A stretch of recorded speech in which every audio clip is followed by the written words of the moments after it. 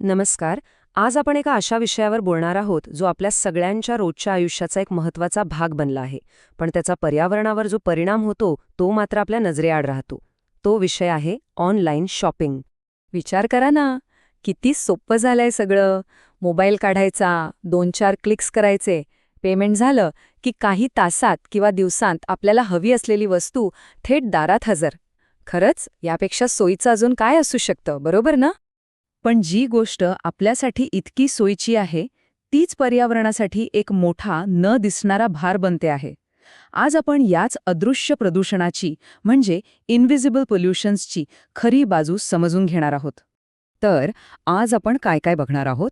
सुरुवात करूया एका अगदी रोजच्या उदाहरणाने. मग बघूया की ऑनलाईन शॉपिंग खरंच इको फ्रेंडली आहे का? त्यानंतर त्यातून निर्माण होणाऱ्या कचऱ्याचा न दिसणारा प्रवास कसा असतो ते पाहू.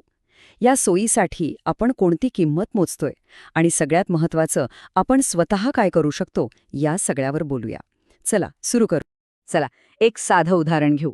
समजा तुम्ही ऑनलाईन एक छोटीशी गोष्ट ऑर्डर केली आहे. काय असेल? एक फोन चार्जर किंवा एखादी क्रीम किंवा मुलांसाठी एखादं छोटंसं खेळणं. आता जेव्हा ते पॅकेज घरी येतं तेव्हा काय दिसतं आपल्याला? एका एवढ्याशा वस्तूसाठी चक्क एवढा मोठा बॉक्स, आणि तो उघडला की आतमध्ये काय? प्लास्टिक रॅप, बबल रॅप, चिकटपट्टी, आणि या सगळ्या पॅकिंगच्या आतमध्ये कुठेतरी ती आपली छोटीशी वस्तू लपलेली असते. आपण काय करतो?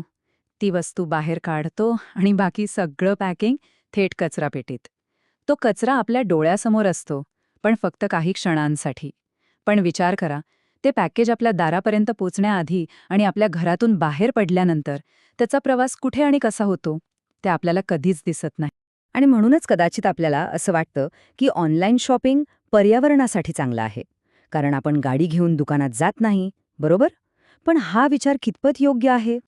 हो, बरेच जण हाच विचार करतात की मी गाडी चालवली नाही, पेट्रोल वाचवलं, ट्रॅफिकमध्ये अडकलो नाही, म्हणजे प्रदूषण कमी झालं, आणि वरवर पाहिलं तर हे बरोबरच वाटतं.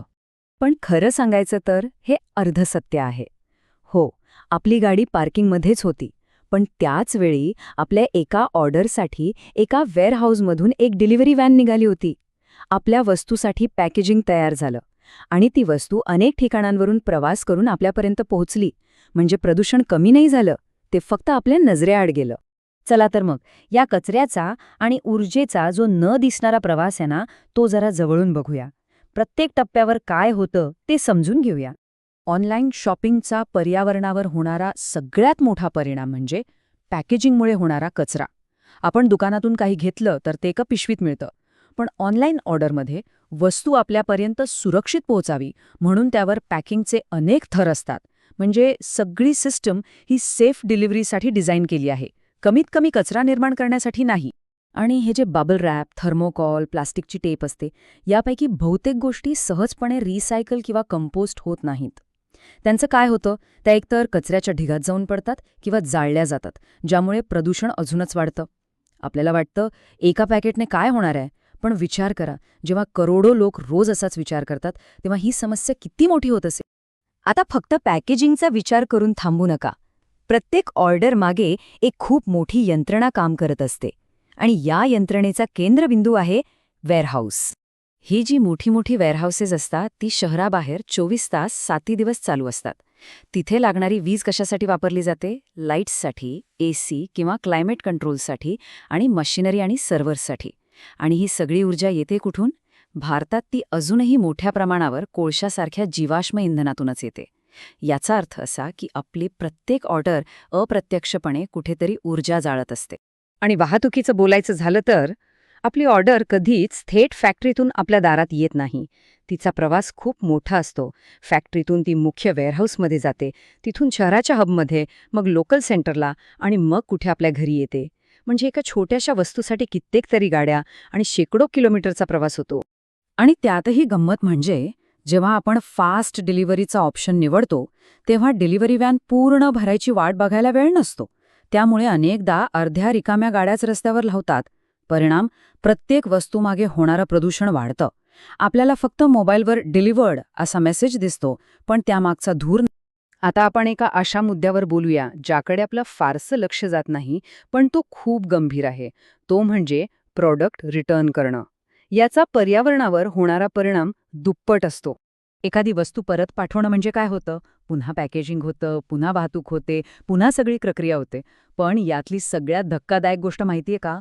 परत आलेल्या अनेक वस्तू पुन्हा विकल्याच जात नाहीत, कारण त्यांना तपासून, स्वच्छ करून पुन्हा पॅक करण्याचा खर्च कंपन्यांना परवडत नाही. त्यामुळे अनेकदा त्या वस्तू थेट कचऱ्यात फेकल्या जातात.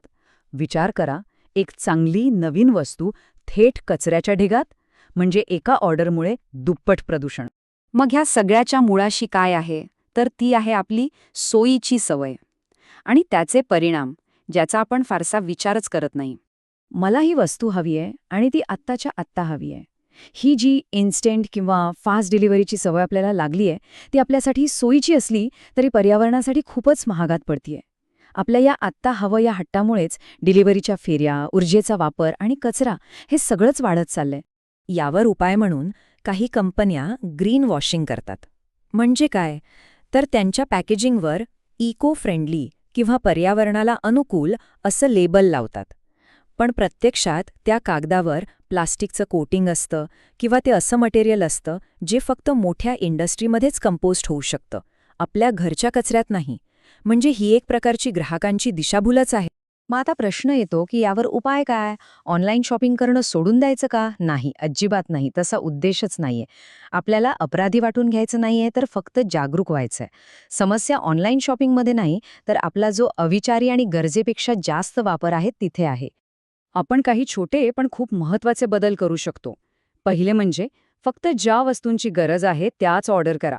दुसरं, अनेक वस्तू वेगवेगळ्या मागवण्याऐवजी त्या सगळ्या एकत्र करून एकाच ऑर्डरमध्ये मागवा. त्यामुळे पॅकिंग आणि डिलिव्हरी दोन्ही वाचेल.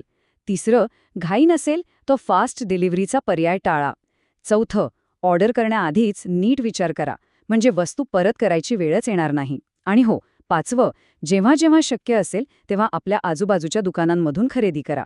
हे खरं आहे की ऑनलाईन शॉपिंगमुळे आपलं आयुष्य खूप सोपं झालंय, पण आपल्या या सोयीची किंमत आपलं पर्यावरण शांतपणे मोजत आहे. प्रदूषण आपल्याला दिसत नाहीये याचा अर्थ ते होतच नाहीये असं नाही. खरी शाश्वतता किंवा सस्टेनेबिलिटी तेव्हा साधली जाईल जेव्हा आपण आपली सोय आणि आपली जबाबदारी यात एक योग्य ताळमेळ घालू. तर या सगळ्या माहितीनंतर तुम्ही काय विचार करत आहात? तुमच्यासाठी सगळ्यात महत्त्वाची गोष्ट कोणती होती? आणि आता पुढच्या वेळी ऑनलाईन शॉपिंग करताना तुम्ही तुमच्या सवयींमध्ये कोणता एक छोटासा बदल करणार आहात हे आम्हाला कमेंट्समध्ये नक्की सांगा. धन्यवाद.